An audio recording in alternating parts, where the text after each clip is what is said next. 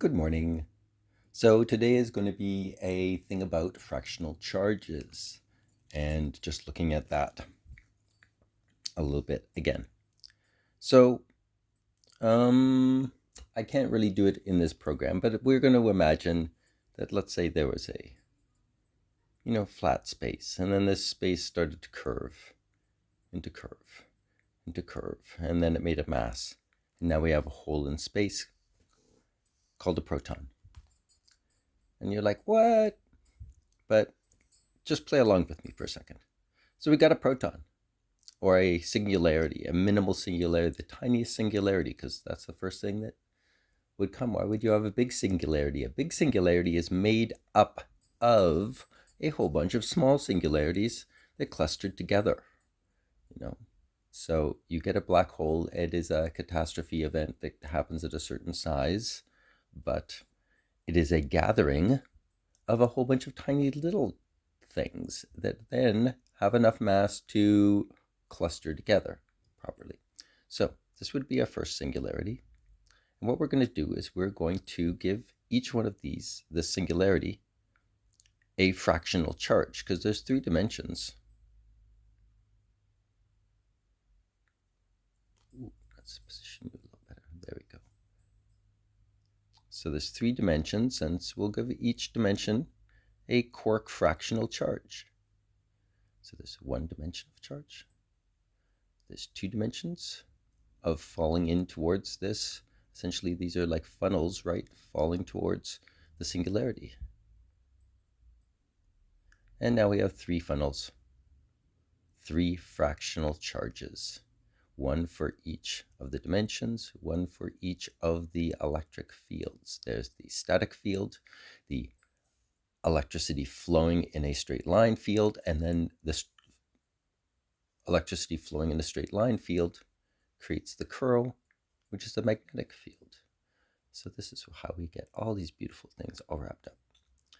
And then, so this is sort of, oops, I just gave it away. So this is sort of like all the charge sticking out, right? This is the electron fields trying to reach out and touch another atom so that it can reconnect. Because to reconnect with itself, the blue has to traverse the entire universe to come back, like do a big loop. But if it could find something over here, over here to connect with, then it would be much closer. So I see charge satisfaction is essentially like satisfying this reconnection. Now what we're going to do is instead we're going to take these charges and we're going to crush it down and crush it down. And then we're going to, this is electron capture.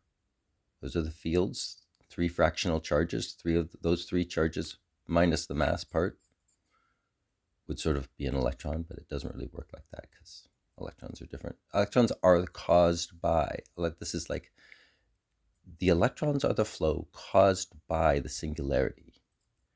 They are always an association between condensed matter and electrons. You need the 2 because you need the one to make the other. They are a composite. They're a process, a flow into singularity in this gravitational electronic model that combines all. So now what happened is we've crushed space so much that now this is as big as the charge can be. And the charge gets pushed down, and this is electron capture, and this is a real thing that happens when you're in a ridiculous gravitational field. And let's zoom in, because we get this cool phase transition. So this is still the charge just going in and going in, going in, going in, going in, going in, going in. And see, we still have, 3 fractional charges, each orthogonal to the other, right? Like each one is 90 degrees to the other one. But then at a certain point, when you draw them in, there's this weird phase transition. And I think this is like basically the color transition for a neutron. Because when you have a neutron, it's like the 3 orbiting charges. The charges are now contained in a double cover.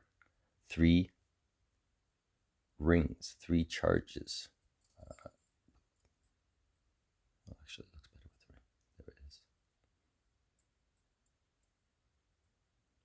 charge is now not sticking out, reaching around.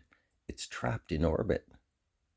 This is the Dirac neutron. You can look it up. It's a pre-Quark model of the electron being forced into a interior orbit. But here when we do it with quarks, fractional charges, what we get is a bonus structural geometric phase transition here, boop, which matches the weird color stuff for physics. Yeah, look at that. See, it's all bound now. And the reconnection can happen right there. Yellow is touching yellow. It only has to traverse a tiny bit of red, and the red is crossing there, and the blue is crossing there. Everything is so contained in the neutron. The neutron is like the egg of the universe, where you have the spin, 3 dimensions of spin, 3 dimensions of charge, and the singularity. When you blow it up, what happens is what was spin becomes a neutrino because it gets thrown out. Poof. And now the charge is reaching across the universe to try and get satisfied.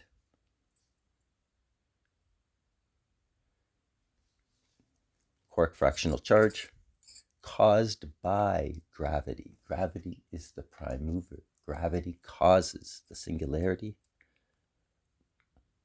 which now is a perforation that requires the flow to compensate for it. And the vorticity that I can't really show in this diagram, but that would be there. The vorticity that increases as you get close regardless. Minimal vorticity at the edge, at the surface of a sphere, becomes like, it doesn't matter what angle, it didn't have to coming straight. But as soon as it hits there, it's a tangential vector. They all end up being right around the surface of there. They're all flowing into the proton.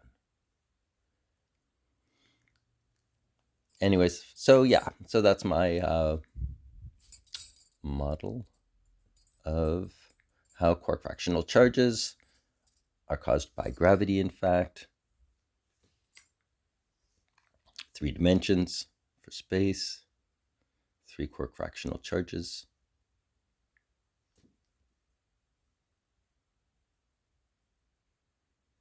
When you smash it, it breaks into a 2 and a 1 because there's only 3 of them. So what do you expect it to break into? Poof.